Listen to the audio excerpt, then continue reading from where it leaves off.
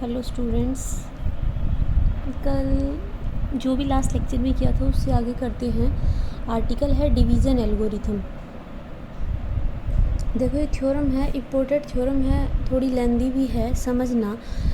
For any two integers a and b where b greater than 0 there exist unique numbers q and r। दो integer a और b हैं, b greater than 0 है, there exist unique numbers. Unique का मतलब है q और r एक ही exist करते हैं। Where q is quotient and r is the remainder such that a equals to bq plus r where r varies from 0 to b। एक बात बताना, जनरली ये स्टेटमेंट ये कहता है कि अगर कोई a नंबर है और मैं उसको b से डिवाइड करती हूँ तो कुछ ना कुछ क्वोशेंट आएगा और कुछ ना कुछ रिमाइंडर आएगा। आप छोटी क्लास में भी ये पढ़ा था कि a बराबर होता है this into this plus r, और रिमाइंडर की वैल्यू 0 या 0 से बड़ी रहती है और b नंबर से छोटी रहती है।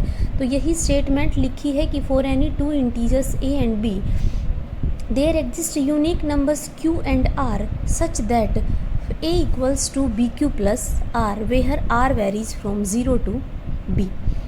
थ्योरम की स्टेटमेंट समझ गए। अब इसके प्रूफ पे चलते हैं। Consider the set of multiples of b। हम एक सेट मानते हैं जिसमें b के मल्टीपल हैं। तो सेट किस तरह का होगा? b को 1 से प्लस माइनस 1 से मल्टीप्लाई करोगे तब भी वो मल्टीपल है प्लस माइनस 2। जिस भी नंबर से कर दो वो सारे b के मल्टीपल होंगे। तो 0 plus minus b plus minus 2b plus minus 3b dot dot dot. इसी तरह सभी b के मल्टीपल्स को हमने एक सेट मान लिया। अब यहाँ दो पॉसिबिलिटी होती है a की, कि now there are following two possibilities for a। First case माना कि a नंबर है वो b का मल्टीपल हो, और दूसरा केस होगा कि a b का मल्टीपल नहीं हो। क्योंकि b को हमने कोई भी सेट मान लिया तो दो ही केस बनते हैं, a b का मल्टीपल हो और a b का मल्टीपल नहीं हो। अब फर्स्ट केस डिस्कस करते हैं। अगर a b का मल्टीपल है, b का मल्टीपल का मतलब है b का कुछ ना कुछ इंटीजर टाइम्स है a equals to B Q where q is some integer. क्या a equals to B Q को ही हम लिख सकते हैं a equals to B Q plus r where r is 0। इस फॉर्म में लिखा गया, रिमाइंडर 0 हो गया, इसके और इसके बीच में लाई करना चाहिए, कुछ भी हो जाए। तो फर्स्ट केस ये बन गया। दूसरा केस हम मानते हैं कि a b का मल्टीपल नहीं हो। ठीक है, a b का मल्टीपल नहीं है तो देखिए a नंबर कहीं ना कहीं लाई करेगा। b का एक मल्टीपल मान लीजिए bq है और उससे अगला मल्टीपल उसका bq प्लस 1 है। ठीक है, कि b का एक मल्टीपल ये है और उससे अगला मल्टीपल ये है, कोई भी जनरलाइज मल्टीपल हैं ये। और हम कह रहे हैं कि a b का मल्टीपल नहीं है। अगर वो a b का मल्टीपल होगा तो या तो ये इस तरह का होगा या इस तरह का होगा। जब मल्टीपल नहीं है इसका मतलब ये नंबर इसके बीच में लाई करेगा कहीं ना कहीं। वही लाइन लैंग्वेज में लिखी है, in this case a lies between two consecutive multiples of b से bq एंड bq प्लस 1। अगर वो मल्टीपल नहीं है तो उसके कंजिक्यूटिव दो मल्टीपल्स के बीच में लाई करेगा where q belongs to integer, और ये इन्होंने मैथमेटिकली लिख दिया। अब इसी को ओपन करके लिखा है bq less than a less then bq plus b। पूरी इक्वेशन में सब्ट्रैक्ट कर दीजिए bq। यहाँ bq में से bq सब्ट्रैक्ट करोगे तो 0 बचा, a में से bq करोगे तो a माइनस bq, और bq प्लस b में से bq सब्ट्रैक्ट करोगे तो क्या बचेगा b। और इसको फर्स्ट इक्वेशन मार्क कर दिया। अब अगर पहली इक्वेशन में पुट करते हैं a equals to B Q plus r तो हमें क्या मिलेगा? 0 less than a minus B Q की वैल्यू यहाँ से क्या आएगी? r, और r लेस देन b। ये सेकेंड इक्वेशन है। अब कंबाइनिंग बोथ द केसेस, इन दोनों केसेस को जब हम कंबाइन करके लिखते हैं तो हम लिख सकते हैं कि a equals to B Q plus r और where r varies from 0 to b।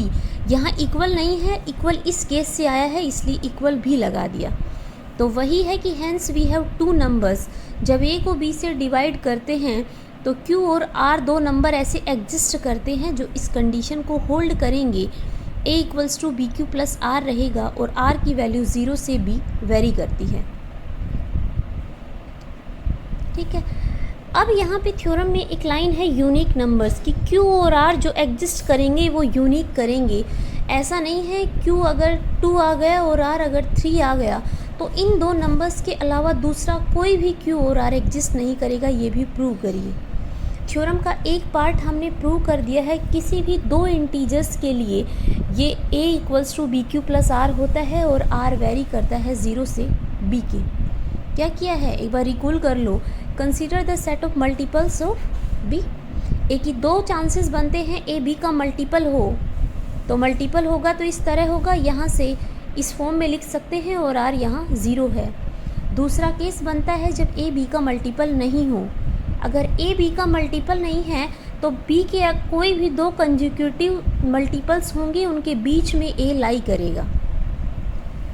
Through out B Q subtract कर दीजिए, ये आ गई फर्स्ट इक्वेशन और यहाँ पर पुट कर दीजिए A equals to B Q plus R।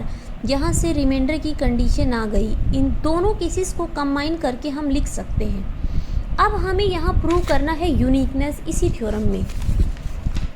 देखो कैसे करेंगे uniqueness. Suppose we have two other integers, कि Q और R के अलावा हम दो अलग इंटीजर मान लेते हैं Q1 और R1। अगर Q Q1 के बराबर आ गया और R R1 के बराबर आ गया तो इसका मतलब Q और R के अलावा हम जब भी अलग अलग इंटीजर मानेंगे वो उसी के बराबर आ जाएंगे, तो यूनिक हो जाएगा। तो suppose we have two other integers Q1 and R1 such that A equals to B Q1 plus R1 where R1 varies from 0 to B। और इसको थर्ड इक्वेशन मार्क कर दिया।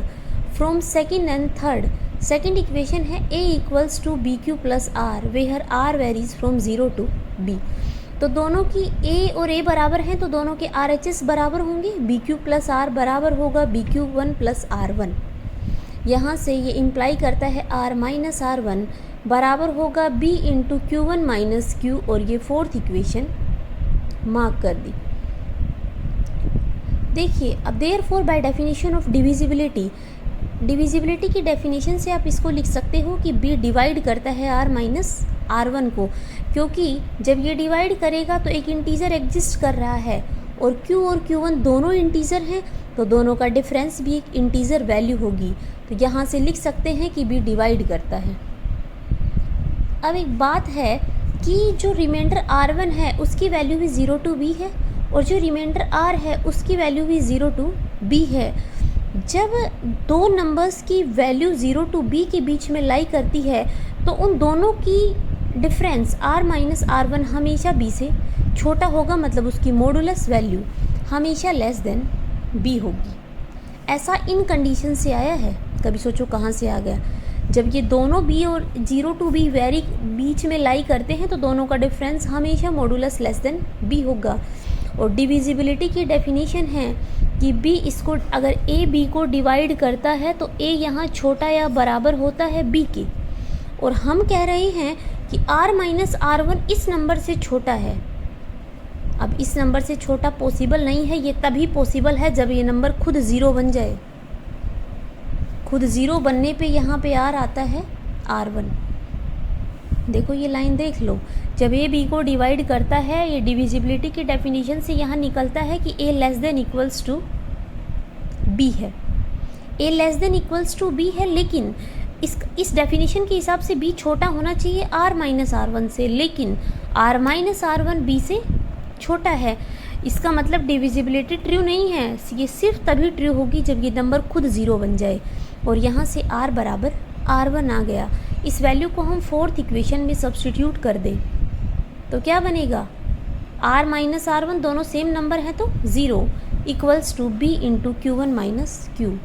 Q1 और Q बराबर आ गए क्योंकि B तो नॉन जीरो है, 0 से बड़ा नंबर है, स्टेटमेंट में दे रखा है। अब Q और R के अलावा हमने Q1 और R1 दूसरे नंबर माने थे और ये आपस में ही बराबर आ गए, तो हम बोल सकते हैं we conclude that for any two natural numbers A and B, किन्हीं भी दो नेचुरल नंबर्स के लिए Q और R यूनिक एग्जिस्ट करते हैं such that where R varies from 0 to B। इस स्टेटमेंट का बहुत यूज़ होगा। देखो एग्जाम्पल में देख लो इस स्टेटमेंट को, अगर A की वैल्यू 109 दे रखी है और B की वैल्यू 15 दे रखी है, तो 109 को 15 से डिवाइड करोगे तो 109 15 से डिवाइड करोगे, ये 7 पे जाएगा, 105 और 4 बचा, तो 109 को लिखोगे 15 इंटू 7 + 4, तो ये लिखा गया A equals to B Q plus R form में। क्यू क्या है 7 और R की वैल्यू क्या है 0 to B वेरी करता है, 0 से 15 के बीच में ही 4 है। इसी तरह ये दो एग्जाम्पल हैं कि अगर A 35 है और B 7 है तो हम डिवाइड करते हैं तो ये कम्प्लीटली डिविजिबल है, रिमाइंडर 0 बचता है, तो भी इस कंडीशन को होल्ड करता है। इसी तरह अगर A की वैल्यू नेगेटिव में है -35 लेकिन B हमेशा पॉजिटिव होगा, ये थ्योरम की स्टेटमेंट है। अब जब इससे डिवाइड करते हो तो ये क्वोशिएंट -6 आएगा और रिमाइंडर 1।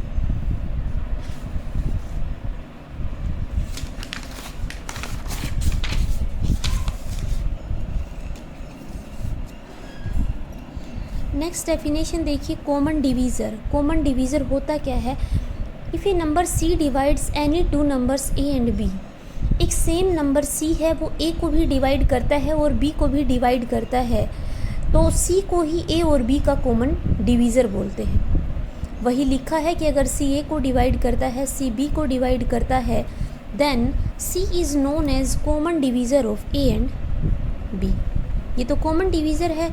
अब नेक्स्ट डेफिनेशन है ग्रेटेस्ट कॉमन डिवीज़र, GCD, पढ़ा भी है आपने। GCD की फुल फॉर्म है ग्रेटेस्ट कॉमन डिवीज़र। सबसे पहले देखो डेफिनेशन देखिए, ये डेफिनेशन आगे की सारी थ्योरम्स में बार बार यूज़ होगी। डेफिनेशन नहीं आई थ्योरम नहीं होगी। A positive integer D is said to be GCD of A and B। A और B का GCD D कब होगा? और एक बात और लिख, डेफिनेशन से पहले A और B के GCD वैल्यू को A, B लिख के इस ब्रैकेट में लिखने का मतलब है, ये यहीं से इसकी नोटेशन है कि ये A और B का GCD है। तो कोई भी पॉजिटिव इंटीजर D GCD कब बनेगा A और B का? If D divides A and D divides B, वो नंबर A को भी डिवाइड करे और वो नंबर B को भी डिवाइड करे, इसका मतलब A और B का कॉमन डिवीज़र हो, ऐसे भी बोल सकते हो। दूसरा है कि D के अलावा अगर कोई नंबर और है कि C भी A को डिवाइड करता है और C भी B को डिवाइड करता है, then C divide D where C less than equals to D। अगर इस तरह से दो नंबर भाई कॉमन डिवीज़र A और B के एक की बजाय दो आ जाएं, तो उन दोनों में ये देखना है इस कंडीशन को जो होल्ड करता है उसमें जो नीचे वाला नंबर रहेगा D, वो उसका GCD बनेगा। ठीक है। अब GCD of 8 and 24 is 8। 8 and 24 is 8। अब बताइए, चलो इस डेफिनेशन को मैं करती हूँ 8 और 24। अगर मैं पहले ये बोलती हूँ कि 4 मैंने चूज़ किया, 4 8 को भी डिवाइड करता है और 4 24 को भी कॉमन डिवीज़र है। इसके बाद 8 है, वो 8 को भी डिवाइड करता है और 24 को भी डिवाइड करता है, दोनों कॉमन डिवीज़र हैं। लेकिन GCD ग्रेटेस्ट कॉमन डिवीज़र कौन सा होगा? 8 4 को डिवाइड करता है या 4 8 को डिवाइड करता है? ये गलत है, ये सही है। तो नीचे वाला नंबर 8 है, वो उसकी GCD वैल्यू होगी। ये डेफिनेशन तो इसलिए बता रही हूँ क्योंकि नंबर्स में तो ग्रेटेस्ट 4 और 8 में से जो बड़ा है वही GCD होगा, लेकिन लैंग्वेज में बात करते हैं तब ये कंडीशन आती है कि अगर A और B दो आए हैं तो A डिवाइड B, जो चांस आएगा उसमें नीचे जो नंबर रहेगा B, वो उसकी GCD वैल्यू है, ये डेफिनेशन कहती है। इसी तरह सेकंड है -6 और 0 की GCD वैल्यू 6 होगी। ऐसा क्यों? देखो ये मत समझना कि -6 और 0 की GCD वैल्यू 0 होगी, ऐसा कभी मत बोलना, क्योंकि मैंने लिख भी दिया है पहले पॉइंट में कि 0 के जो डिवीज़र होते हैं, 0 का डिवीज़र 0 नहीं होता, +-1 +-2 +-3 +-4 ... सारे 0 के डिवीज़र हैं। तो जब 0 का डिवीज़र किसके -6 के साथ जीसीडी देखना है तो -6 यहाँ बड़ा नंबर है और 0 का +-6 भी डिवीज़र है, तो दोनों की -6 और +6 में बड़ा नंबर 6 है। इसी तरह अगर 3 नंबर हैं तो उनका ग्रेटेस्ट फैक्टर देख लो। अब यहाँ दूसरा पॉइंट है ए और बी की जीसीडी वैल्यू, ये नोटेशन ही जीसीडी का वैल्यू है, या तो 1 रहेगी या 1 से बड़ी रहेगी हमेशा। तीसरा पॉइंट है ए और बी का जीसीडी निकाल लीजिए या बी और ए का जीसीडी निकाल लीजिए, बात बराबर है। ठीक है, उसके बाद एक देखो, ये कभी कभी थ्योरम में यूज़ करता है कि अगर if A divide B and A is a positive integer, A B को डिवाइड करता है और एक पॉजिटिव इंटीजर है, तो ये स्टेटमेंट बहुत बार यूज़ करेगा कि ए और बी की जीसीडी वैल्यू ए होगी। ठीक है, क्यों करता है? देखो, ए बी को डिवाइड, डिविजिबिलिटी की डेफिनेशन तब होल्ड होती है जब A less than equals to B हो। अगर ये दोनों बराबर ही हुए तो ए और ए का जीसीडी तो ए होगा ही, लेकिन अगर ये नंबर बराबर नहीं हुए, ए लेस देन बी हुआ, तो इनमें छोटा नंबर ही लेना है, तभी तो ग्रेटेस्ट बनेगा, तब वही तो जीसीडी वैल्यू बनेगी ए। वो थ्योरम कर लेना और जीसीडी की डेफिनेशन अच्छे से समझ लेना, और नेक्स्ट लेक्चर में करते हैं। Thank you.